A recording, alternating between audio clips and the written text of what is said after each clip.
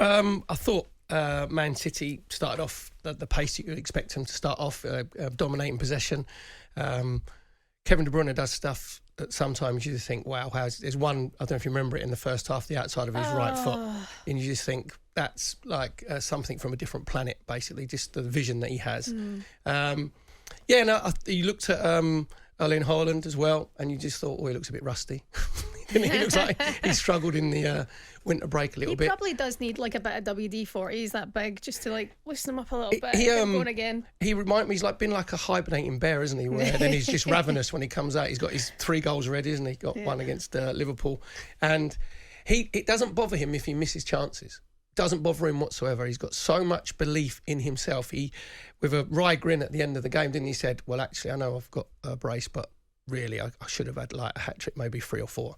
But he just keeps getting in those positions, and with the quality that Man City have in the midfield areas and in the wide areas, he knows he's going to get chances. And as I said, if they would have been more clinical with their finishing, the game would have been done and dusted by half-time. And I think Leeds actually thought, if we can get in at 0-0 at half-time, we've had a result. We can regroup, we can reset, and then when Rodri scores, then basically that's game over. Yeah, and credit to the Leeds keeper as well, because he had a few decent moments, again up against Haaland, and then that goal just before it went in from Rodri, that was a decent save as well. But that's it. I mean, when you're playing the likes of Manchester City, it's no mean feat, and then to get a goal from Leeds in the second half as well, you've got to give them a bit of credit for that. Yeah, well, they showed spirit, what you said before. There's a togetherness with them.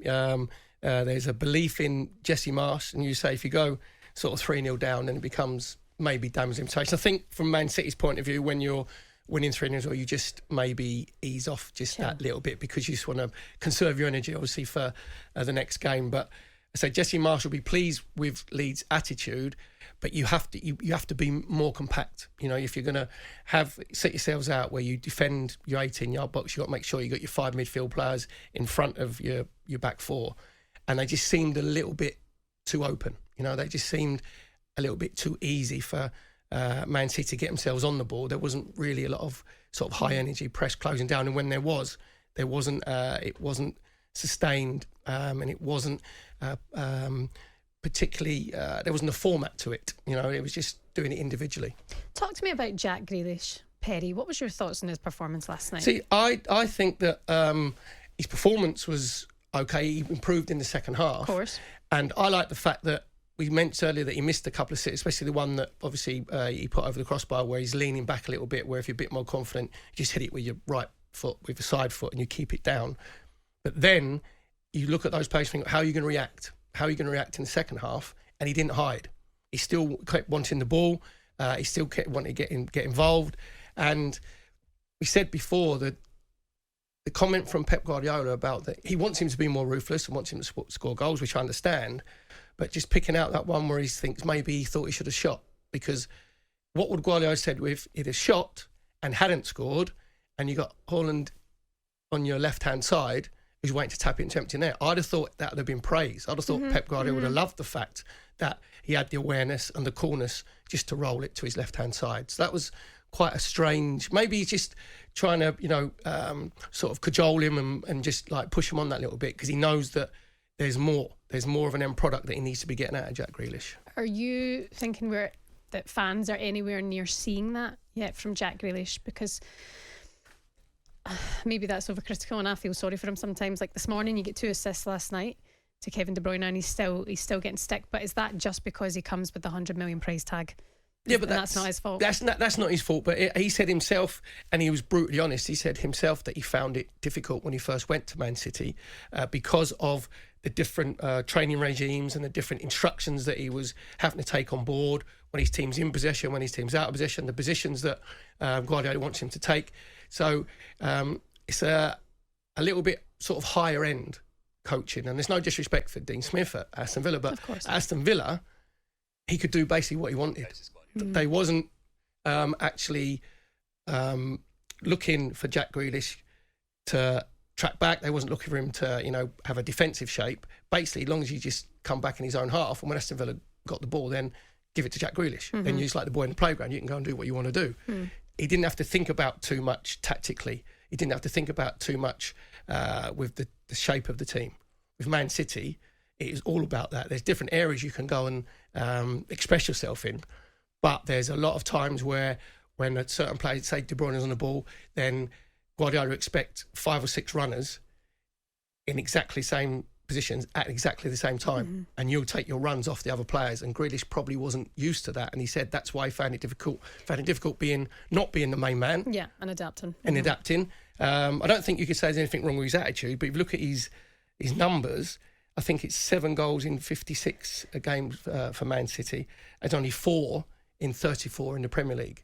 So that's where you've got, and I think this season's where it's 1 goal and 2 assists. That's why if you're an attacking player like Jack Grealish is, then your numbers have got to be miles better than that. And that's why you're trying to push him on. Okay, well, Manchester City boss Pep Guardiola said after the game he was happy enough with the way his side saw off Leeds. More than satisfied, really well in all the aspects. The most intense Premier League team. We are able to make our ball quicker, don't let them to arrive in our positions. We were patient enough, right, left, right, and in the second half we didn't control as much well, but in general it was perfect. So we missed out of chances, we played good, so I'm so satisfied. Pep Guardiola there speaking of the satisfaction watching his City side play last night. Yeah, you can dissect it all, but really at the end of it, it's a big 3 points for them. They're now 5 points from Arsenal. Are they going all the way in your opinion, Perry? Man City have a far stronger squad. There's so far much depth to their squad than what Arsenal have. They're challenging to be when obviously we start back in with Champions League, which Guardiola has been bought to Man City to win, and he said himself that if they don't win the Champions League, he'll feel that he'll feel unfulfilled. Not that it's been a failure by any means, because he keeps winning Premier Leagues title after title, but he'll feel unfulfilled. So it's whether they can handle those two at the same time. As a massive goon, which I am, I hope that they actually prioritise what I think they will, the Champions League, and then he starts resting players. Maybe with Haaland, maybe if he gets a little calf injury, just so he can't play for a couple of weeks. Touch wood. From an Arsenal point of view, obviously. Yeah. Absolutely. Yeah. You're listening to talkSPORT. By the way, if you haven't seen it, jump onto your Twitter, your Instagram, you'll find it there. Pep Guardiola, yesterday in frustration, booted a water bottle, and it ended up going into the Leeds dugout and whacking someone. He puts his hands on his head, runs away. Do you know what? That was like a Jack Grealish finish. He actually sliced it, didn't he? If you see when he hits it with his right foot, he sliced it the outside of his right foot and he just skews off to the right-hand side. They have that in common. His reaction, he was so upset at himself that he managed to hit somebody in the Leeds bench. Very, very good fun. Everybody was fine. You listen to talkSPORT.